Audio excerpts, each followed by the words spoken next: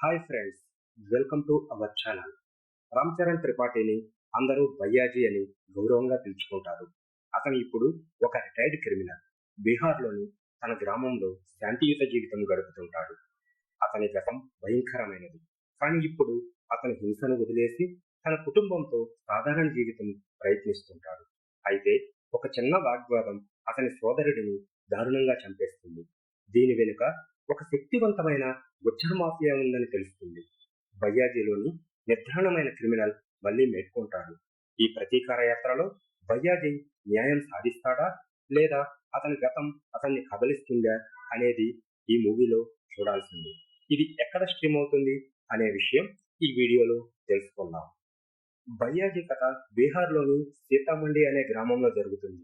ఇక్కడ రామ్ చరణ్ త్రిపాఠిని అందరూ భయ్యాజీ అని పిలుచుకుంటారు.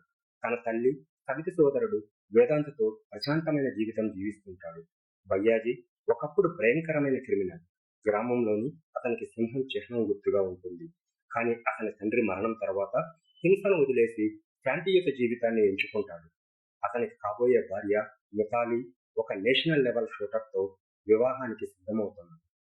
ఇక తన సోదరుడు వేదాంత్ ఢిల్లీలో చదువుతూ భయ్యాజీతో నిరంతరం ఫోన్లో సంభాషిస్తుంటాడు.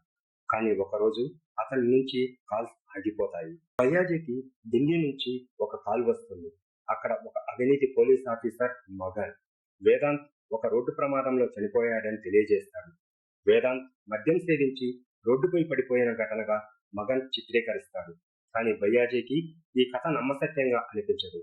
ఎందుకంటే వేదాంత్ మద్యం తాగని వ్యక్తి. ఢిల్లీకి వెళ్లిన భయ్యాజీకి వేదాంత్ను ఒక చిన్న వాగ్వాదంలో దారుణంగా హత్య చేసినట్లు తెలుస్తుంది. దీని వెనుక ఒక శక్తివంతమైన గుజ్జర్ మాఫియా నాయకుడు చంద్రబాన్ సింగ్, అతని కుమారుడు అభిమన్యు ఉన్నారని గుర్తిస్తాడు. ఈ ఘటనలో భయ్యాజీలోని నిర్ధారణమైన క్రిమినల్ మళ్ళా మేల్కొంటాడు. అతను తన సన్నిహిత సహచరులతో కలిసి ప్రతీకార యాత్రను ప్రారంభిస్తాడు. చివరికి భయ్యాజీ ప్రతీకారం తీర్చుకుంటాడా, వేదాంతిని ఎందుకు చంపారు అనే విషయాలు ఈ సినిమా చూసి తెలుసుకోవాల్సిందే.